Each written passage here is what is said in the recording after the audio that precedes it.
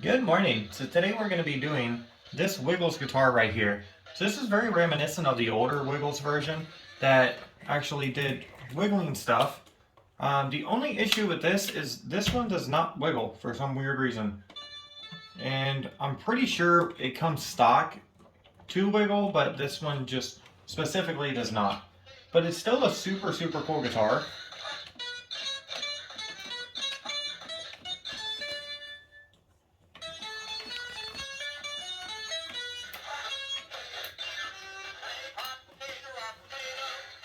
Has a volume switch on it.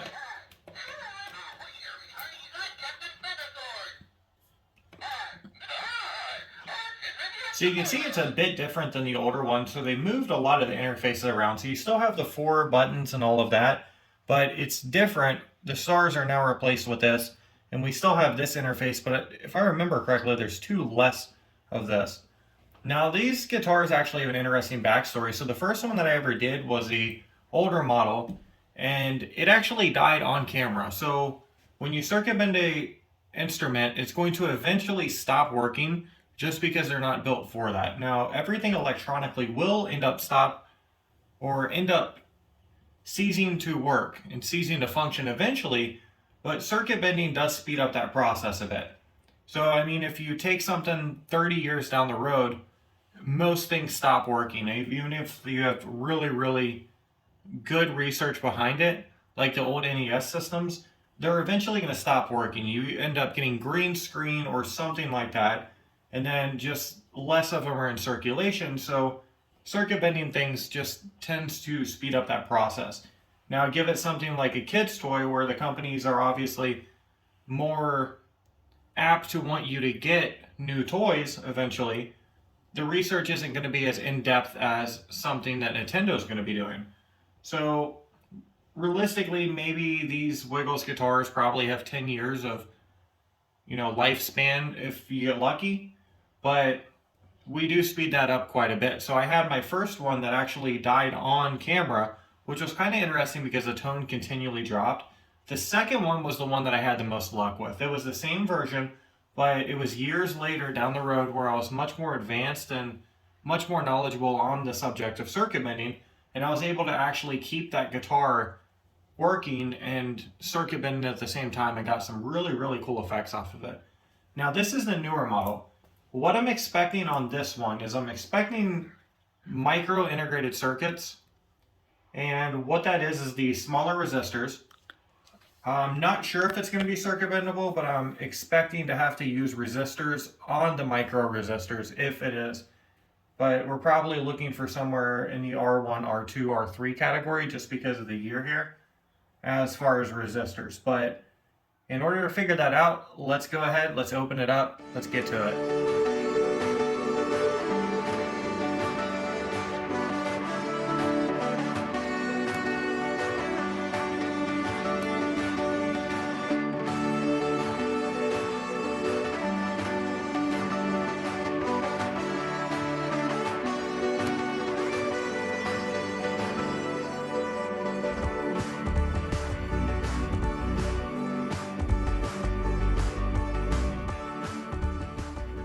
Alright, so now that it's open, just looking over this,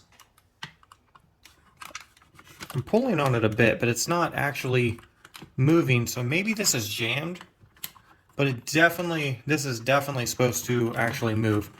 But it seems that this is jammed, so I'm going to go and pop this off and see if we can just rotate it. Because if we could restore this guitar's wiggle, that'd be kind of cool.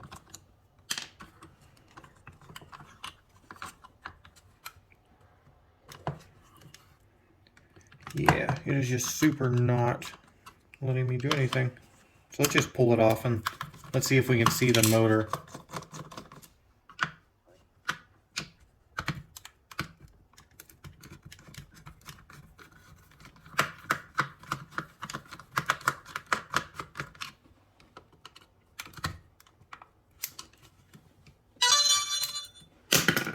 I'm going to go ahead and use a drill here. And it's the weirdest thing because it looks like I may have to go back on the video to check, but it almost looks like somebody's been in here tampering with the motor before.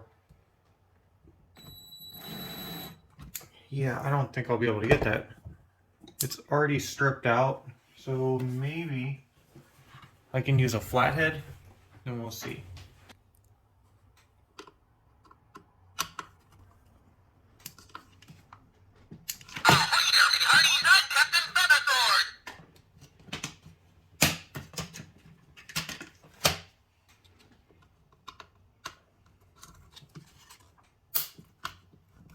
There we go. We're able to get that screw off. That's great. I'm just going to go ahead and use this flathead for the other one.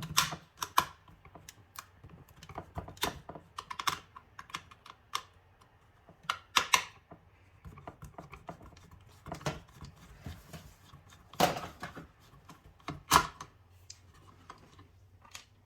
right, let's try to pry this up.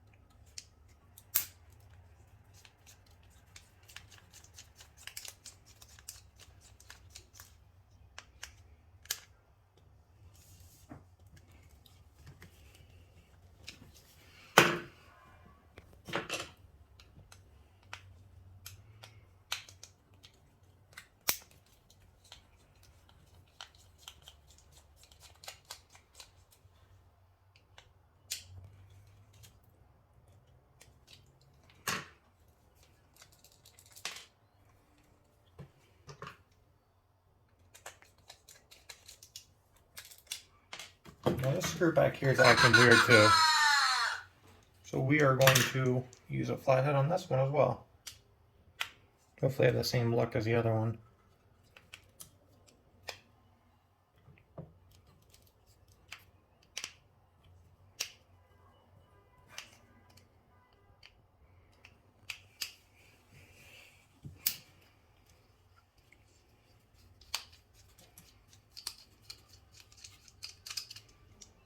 Okay.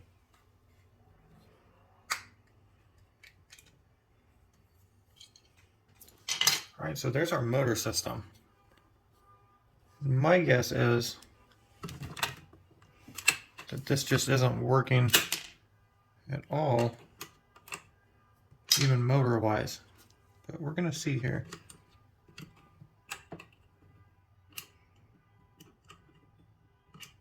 Because it looks like it's not even being activated electronically either. So let's go ahead and open this circuit up, and just for the heck of it, let's see if it's bendable, because if not, we're kind of wasting our time here. So let's just check here.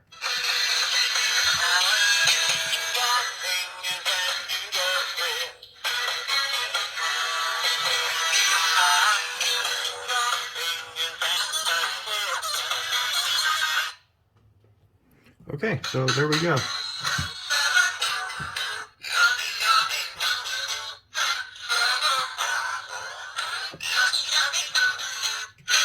Alright, so it looks like R1 is the resistor right there that we're going to be working with. But let's go and pop this off, and then we'll see if the motor is moving at all.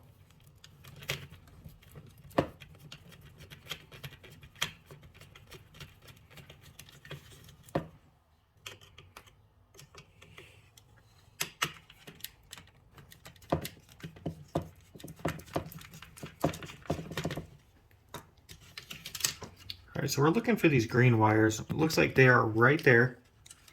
So it's just these two. It's not giving us any reaction whatsoever.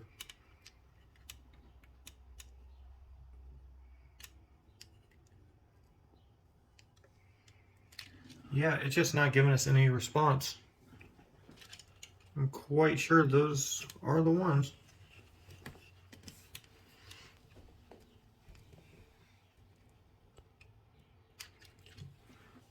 Yeah, I don't know. I'll mess around with it for a minute and see what I can do. So my guess with this is that the integrated circuit is no longer even activating that. And the reason being, we have this right here, which is the transistor. And even if I short circuit the transistor to try to connect it to that, it's just not doing anything. And vice versa, if you take that, then you run this out, I'm going to go here, then it's going to run to this side of the transistor.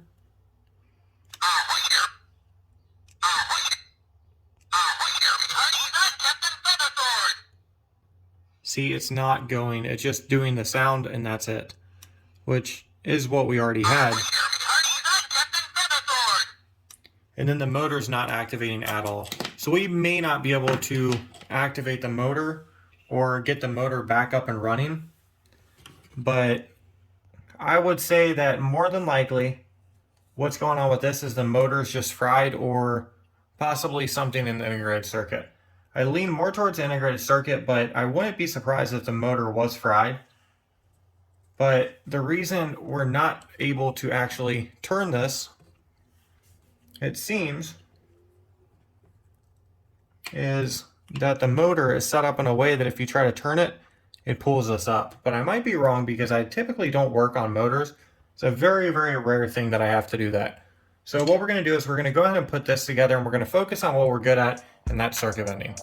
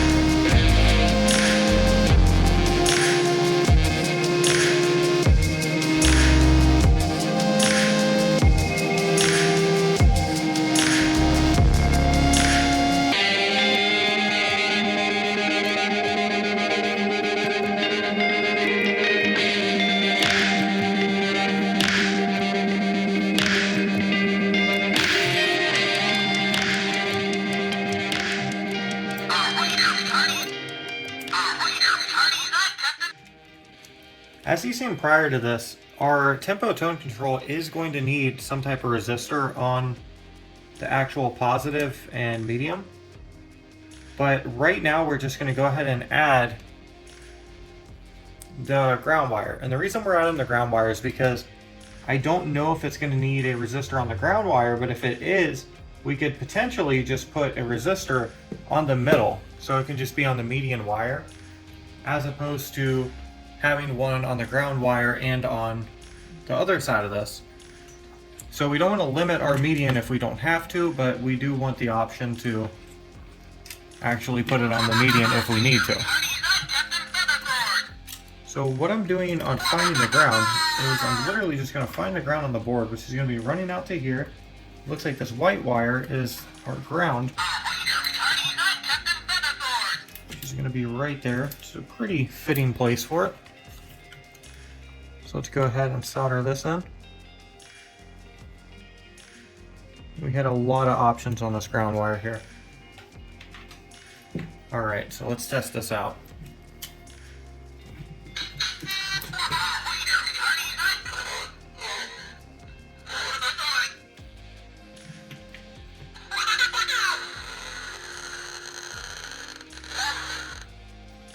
It says all the way touched together. So it doesn't look like we're going to need it on the ground. Looks like that's functioning really, really well just by itself.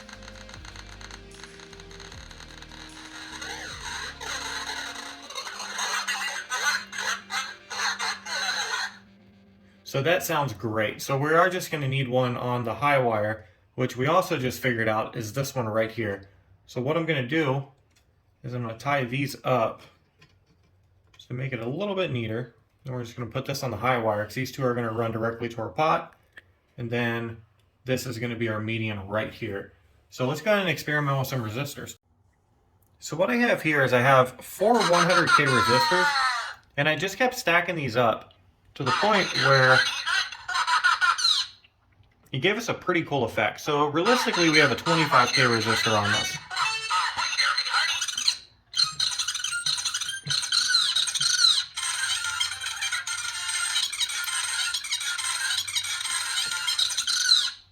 So it seems to be really stable, and it seems to be giving a really good effect. So we're going to go with that. And how I'm going to do this is I'm literally just going to tie it off to this side right here, which is our high.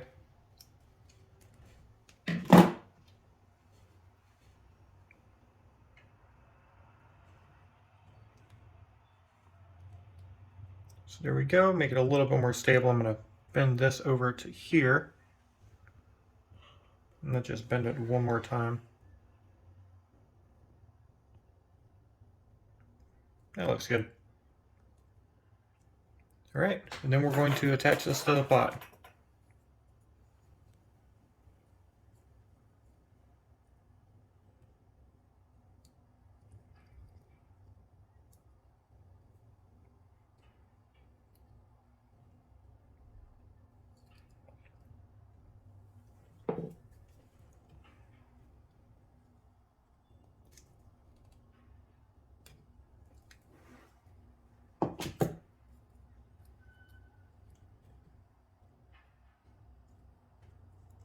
All right. Then we're going to attach this side, and then we should be good, and then we'll add a switch onto here and then a wire running out to that.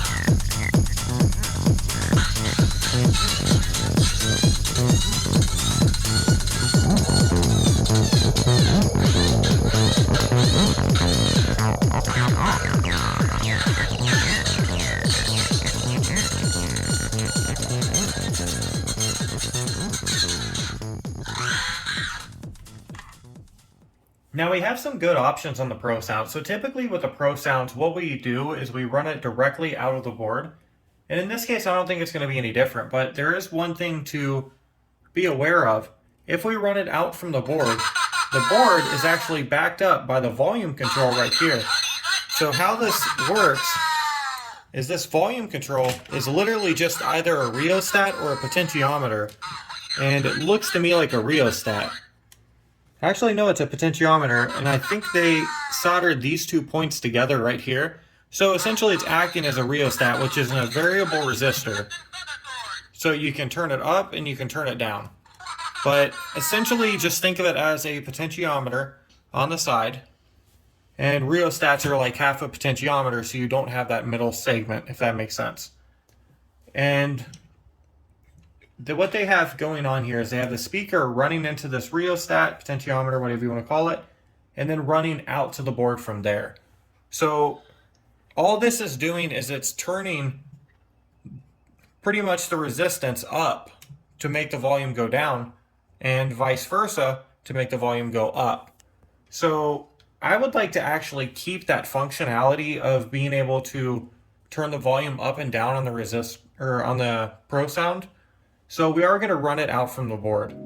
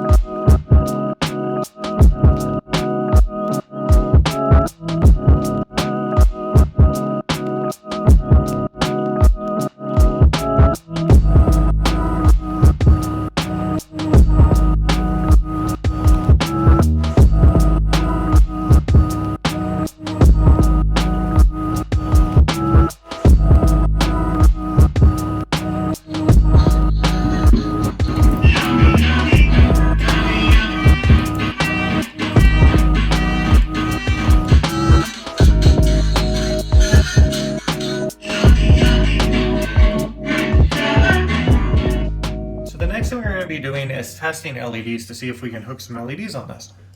So for that, I'm just going to use a micro at first. Let's turn the volume all the way up.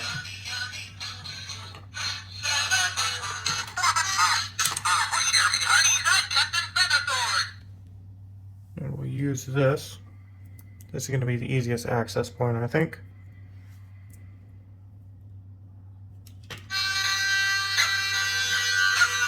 So nothing there.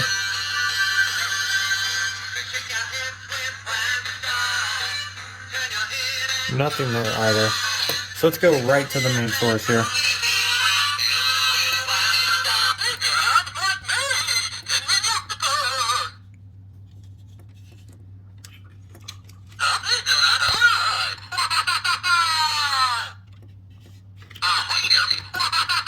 Nothing there either. Let's see, maybe that's an option. So I'm basing it off this very nearby point here. And you can see that it's not exactly the volume control. What we're doing is we're basing it off a different point. It's acting like a volume control. What I'm kind of worried about on that, though, is the on and off switch, which it does not have one. So this could actually potentially run the battery dead. So we'll just have to be super... Let me check one more thing here. Because we do have an on and off switch on the back. So maybe that's a good indicator that the instrument's on. So that's going to work for me. So we're going to go ahead and tag up this point right here and this point right here, and we're going to run a couple LEDs out on it.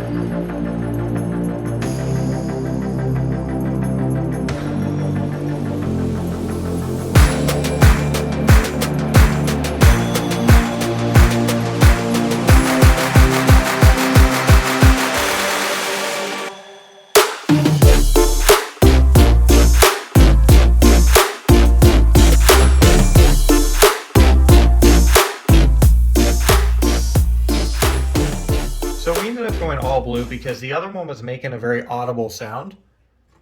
And the all blue doesn't look bad. So it was making a very audible sound and it was making the blues themselves do not very well. So we ended up going all blue with the LEDs, and they're going to be in a triangular position just like this. And then from here, now it's kind of just going through and touching everything up, just making sure everything's good. And one part of this is I want to go ahead and add some hot glue right here just to make sure that this doesn't come up. So we're just going to add some hot glue onto here. That's just going to make it a little more sturdy. So that looks fine. I'm just going to set that aside because we're going to be using it here in a minute as well. And then we're going to go ahead and put this back in its proper place. And from there, we'll start drilling stuff out.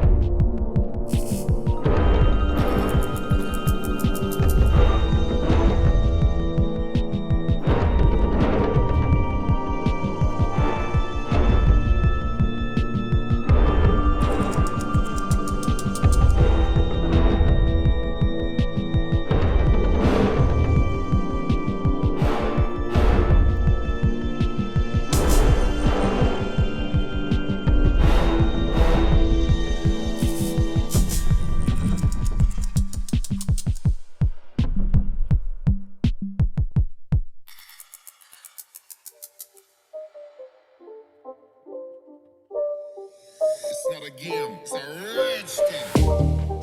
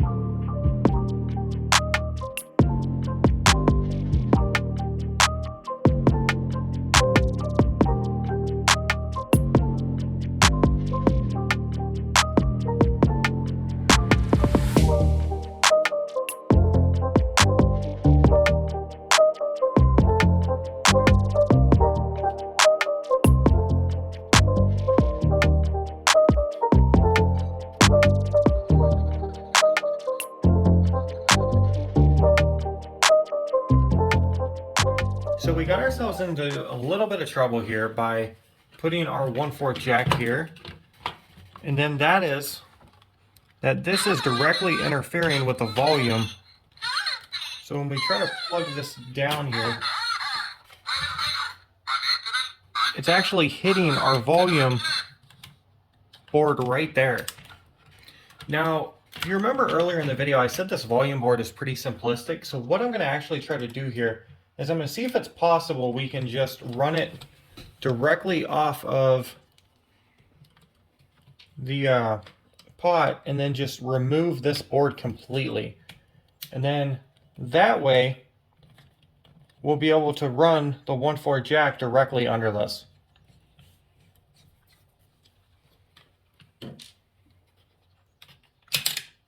So there we go. There's our potentiometer. You can see the 3 points right there. Then we just have to pay attention to where these are hooked up right here. So it looks like these two are soldered together, and all of this is perfectly fine. We could actually just run 2 of them on here, but we're going to do exactly what they have here. Then these guys are literally just pretty much useless here. So what I'm going to do is I'm going to go ahead and remove the board.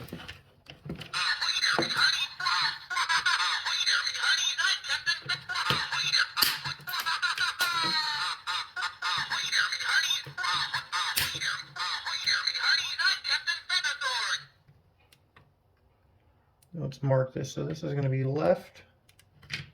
Try to cut it as close as possible as I can. Then the one on the board is the right.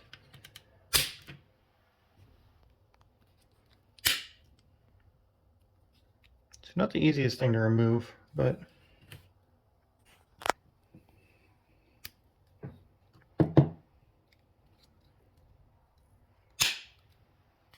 you'll be able to keep that piece of board on there. And the board is just going flying across the room here.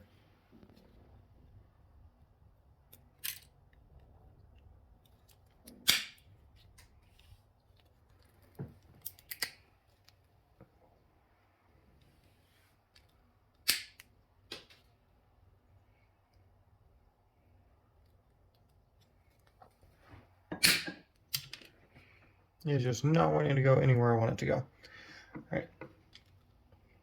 This should be our last piece right here. If we can get that off.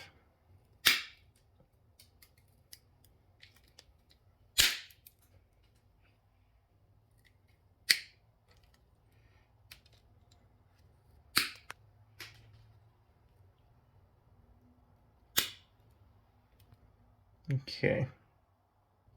Now I'm going to trim these down a little bit more.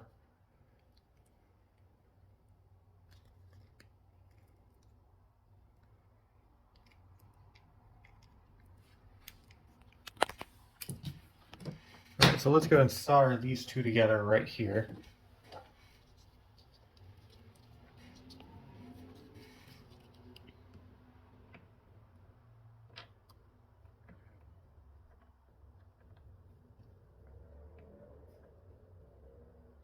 All right, so those two are good.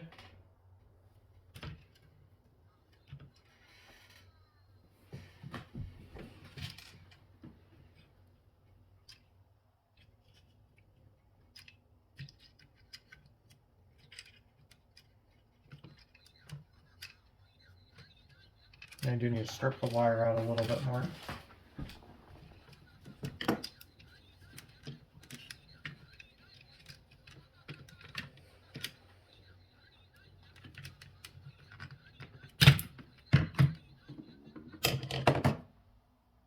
Let's go ahead and do the right as well. That way we can strip it and we won't have any issues, because I don't think it's really going to matter which one it's going to be on.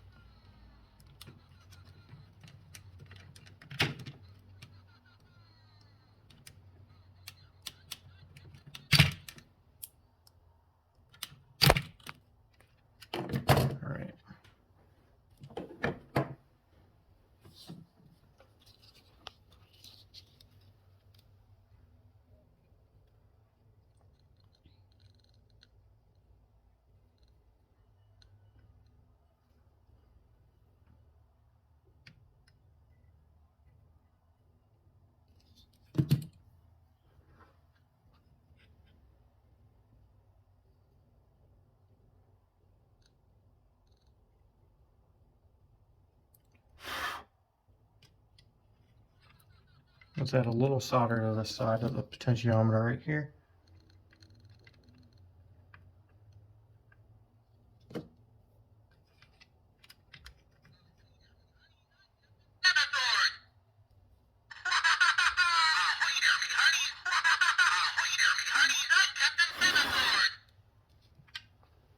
All right, so now we're just going to test it out.